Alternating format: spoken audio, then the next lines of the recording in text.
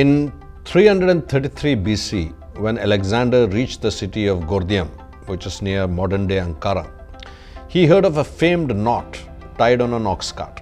It was said that whoever untied the knot would rule the world.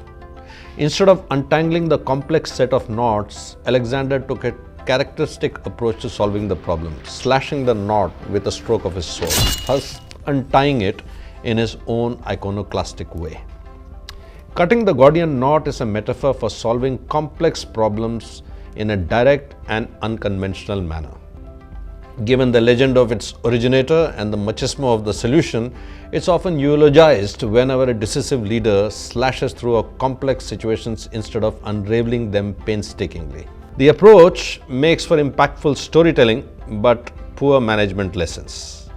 As leaders rise in seniority, they develop a penchant for reductive briefs. One-page memos, 10-slide presentation, quick standing meetings have become the norm in many companies. And on the face of it, this seems efficient. After all, why waste time on hours of deliberation if a decision can be taken on 2 or 3 options?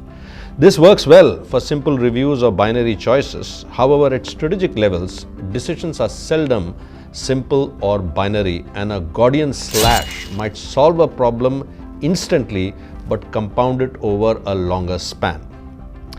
That is because problem solving at the strategic level is a very different art form than at the tactical or even operational levels. Tactical and operational leaders operate within an overarching strategic plan and must have responses within tight deadlines. When a platoon comes under fire or a HR recruiter needs to arrest attrition of key talent, both leaders have to respond immediately based on laid down protocols and within the limited options available. Hence, those decisions can be reductive and binary as they usually are. But say if a nation's territorial, economic or energy security is being threatened or a company culture needs a transformation, then these strategic decisions can't be taken in the same way. Such decisions have numerous imperceptible links between seemingly unconnected areas with multiple orders of consequences. Let us take a couple of examples to understand this dilemma. India and China are belligerent in many areas such as territorial disputes, regional aspirations, alliances with different power blocs, political ideology, etc., and skirmish regularly at the border and in international forums. However, despite political posturing, India's economic dependence on its arch foe compels it to adopt a dual relationships where our armies may fight but our commerce collaborates. This is not duplicity. Is the reality of a strategic situation where decisions have to be made for the short and the long terms and between bad and worse choices. Similarly, when an organization must transform itself, say from a business to business, industrial or a trading culture to one that is retail customer focused, such as telecom, many initiatives involving a multitude of internal functions must be executed in synchronization.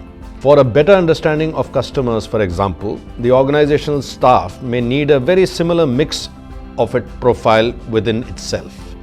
It would be important to imbibe the values of its target customer group rather than trying to impose its existing industrial culture on the customers. When leaders try to solve strategic problems with techniques that work well in tactical or operational situations, they tend to miss their targets because they are trying to address strategic issues with an operational toolkit. Let's take a look at this from another perspective. Cyber threats are now amongst the top 3 risks of any organization. Ever since cybersecurity acquired strategic level mindshare, empirical evidence has emerged to demonstrate that unaware employees constitute the biggest attack in cyber armory of an organization. More than 90% of breaches occur because a benign employee unwittingly allows it. In other words, 90% of successful cyber attacks are psychological attacks, not technological ones. Yet, cybersecurity teams of even the most evolved organizations rarely have personnel with psychology majors within their team. When it comes to national security, a quick way of discerning the same dichotomy between operational and strategic thinking would be to assess how many people we have in our entire national security establishment who are fluent in Mandarin, let alone those who have traveled to China and spent time studying the country firsthand. Operational thinking can and often needs to be a selection between available options, whereas strategic thinking invariably requires capacity building and environment shaping, an activity which by definition requires meticulous deliberation rather than a Gordian approach. Alexander did go on to conquer vast territory that stretched from Greece to India within a decade, thus fulfilling the prophecy. However, when he was at the far end of his conquests, his soldiers got tired of his insatiable ambition and mutinied.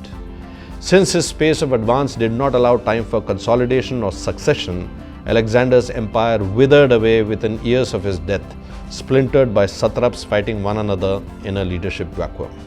He left behind little other than cities bearing his name, folklore, and lessons on the importance of unraveling complex problems painstakingly.